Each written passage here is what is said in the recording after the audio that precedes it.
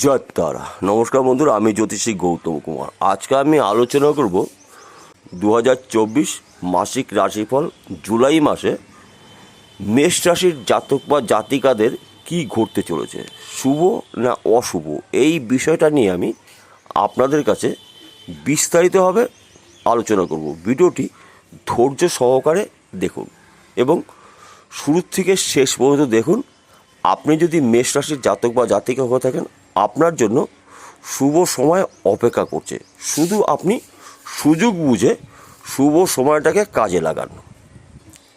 কেননা আপনি যদি মেষ রাশির জাতক বা জাতিকা হয়ে থাকেন, আপনার রাশির অধিপতি গ্রহ মঙ্গল এবং নিজ গৃহে মঙ্গল রয়েছে।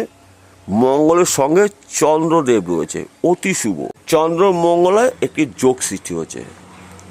এই চন্দ্র মঙ্গলের যোগ সৃষ্টি হওয়ার ফলে কিন্তু আপনার কিছু প্রাপ্তি ঘটবে, আমি সব বলবো। তাছাড়া আপনার রাশির তৃতীয় স্থানে দেবগুরু বৃহস্পতি রয়েছে, অর্থাৎ তৃতীয় স্থানকে বলা হয় ধনস্থান। ধন, অর্থ, সম্পদ, মান, সম্মান, আভিজাত্য প্রাপ্তি ঘটবে এই জুলাই মাসে আপনার। তাছাড়াও আপনার রাশির তৃতীয় স্থানে রয়েছে শুক্রাদিত্য রাজযোগ, অতি শুভ বলে মনে করা হয়। না হওয়া কাজগুলো এবার আপনার সম্পূর্ণ হবে। কারণ দেখুন বন্ধুরা, গ্রহদের গোচরগত অবস্থান বিচার করেই কিন্তু আপনাদের কাছে আমি ভিডিওগুলো দেওয়ার চেষ্টা করি। আমাদের 9টি গ্রহ রয়েছে, এই 9টি গ্রহ কিন্তু আমাদের নিয়ন্ত্রণ করে।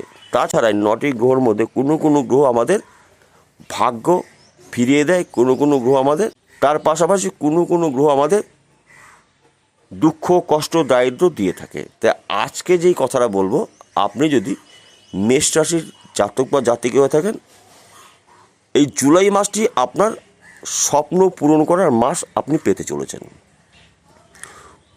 প্রথমত, এই যে চন্দ্রমঙ্গলের রাজযোগ সৃষ্টি হয়েছে, এই রাজযোগ সৃষ্টি হওয়ার পরে আপনার কোন কোন সাইড থেকে প্রাপ্তি হবে সেটা আগে বলি। আমি একটি একটি করে ধরে ধরে বলবো। যারা পড়াশোনা করছেন তাদের জন্য অতি শুভ। কেননা দেবগুরু বৃহস্পতি আপনার রাশির দ্বিতীয় স্থানে থাকা মানে কিন্তু ধনস্থানে রয়েছে। অর্থপ্রাপ্তি, কর্মপ্রাপ্তি, মান সম্মান প্রাপ্তি, এই প্রাপ্তিগুলো কিন্তু আপনাকে ব্যবহার করতে হবে। আপনার পড়াশোনা চলাকালীন দেখবেন ভালো একটি খবর আপনি পেতে চলেছেন। এই যে কর্মপ্রাপ্তি, দেবগুরু বৃহস্পতি অতি শুভ ফল আমাদের দিয়ে থাকে। তাছাড়া স্পেশালভাবে আপনাকে দেবে আপনার ধনস্থানে রয়েছে দেবগুরু বৃহস্পতি, অর্থাৎ দ্বিতীয় স্থানে থাকা মানেই দেবগুরুর সম্পূর্ণ সাপোর্ট আপনি পেতে চলেছেন। তাছাড়া দেখুন, আপনার রাশির তৃতীয় স্থানে রয়েছে শুক্রাদিত্য রাজযোগ। এই 3টি রাজযোগ একসাথে সৃষ্টি হওয়ার ফলে কিন্তু এই জুলাই মাসটি আপনার জীবনে কিছু না কিছু ঘটবে, অর্থাৎ শুভ কিছু ঘটবে। আমি 5টি বিষয় শুভ খবর জানাবো এবং 2টো বিষয় আপনার সাবধান হতে হবে। 1 নম্বর শুভ বিষয়, আপনার কর্মস্থান থেকে এবার কিন্তু ভালো আপনি নাম অর্জন করতে চলেছেন। চাকরি হতে পারে, ব্যবসা হতে পারে, আপনার নাম কিন্তু ছড়িয়ে যাবে। আপনি একজন খুব ভালো ব্যক্তি হতে চলেছেন। আপনার বন্ধুবান্ধব যারা আপনার সাথে চাকরি করছেন কিংবা ব্যবসার ক্ষেত্রে আপনার বন্ধুবান্ধব রয়েছে, তাদের কাছে কিন্তু আপনি একজন খুব ভালো ব্যক্তি হতে চলেছেন। তাছাড়া কিন্তু আপনি যদি ব্যবসা করেন, অল্প সময় প্রচুর অর্থ আয় উপার্জন করতে চলেছেন। এবং আপনি যদি চাকরি করেন, আপনার চাকরি কিন্তু এবার একটি ভালো দিক দেখতে পাওয়া যাচ্ছে। চাকরির ক্ষেত্রে আপনার বিদেশ যাত্রা অতি শুভ। আপনি যেখানে যাবেন সেখান থেকে আপনার নাম, খ্যাতি, এগুলো কিন্তু আপনার প্রাপ্তি ঘটবেই। তাছাড়া আপনার সন্তান দ্বারায় আপনার বংশের মান সম্মান কিন্তু প্রাপ্তি দেখা যাচ্ছে। এবং আরেকটি কথা বলছি, আপনার সম্পদ প্রাপ্তি দেখা যাচ্ছে, অর্থ প্রাপ্তি, কর্মপ্রাপ্তি, গৃহে সুখ শান্তি আপনার প্রাপ্তি, এবং আপনার বন্ধু বান্ধব পাড়া প্রতিবেশী আপনাকে কিন্তু শ্রদ্ধা করবে। কেননা এই রাজযোগটি কিন্তু অতি শুভ ফলগুলো আপনার সাথে সাধারণত আপনি ভোগ করতে পারবেন, শুভ ফলগুলো।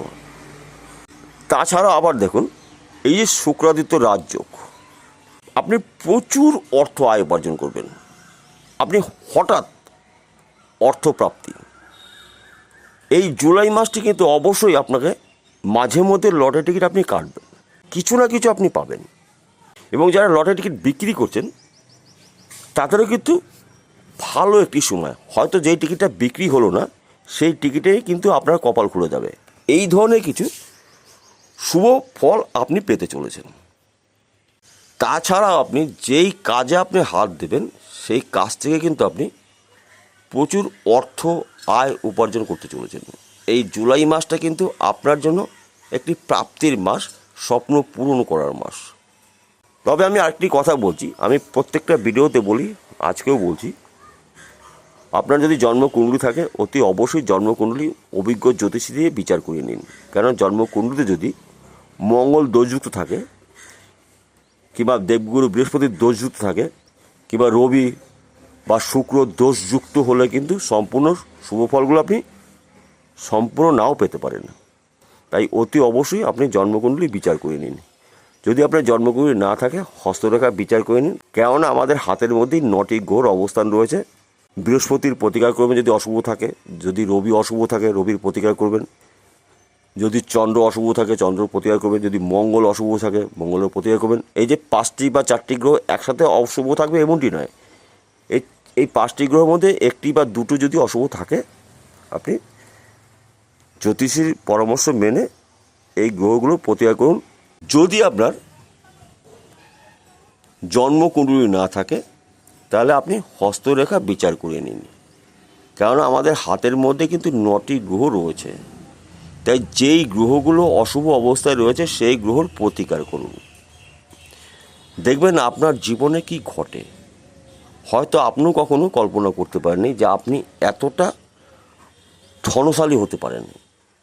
একমাত্র গ্রহদের গোচরগত অবস্থানগুলো জানার ফলেই কিন্তু আপনাদের কি ঘটবে কি না ঘটবে আমি অগ্রিম বলে দিলাম। এবং দুটো বিষয়ে আপনার সাবধান হতে হবে। প্রথমত, আপনার হঠাৎ শত্রু সৃষ্টি হতে পারে, তাই সাবধান।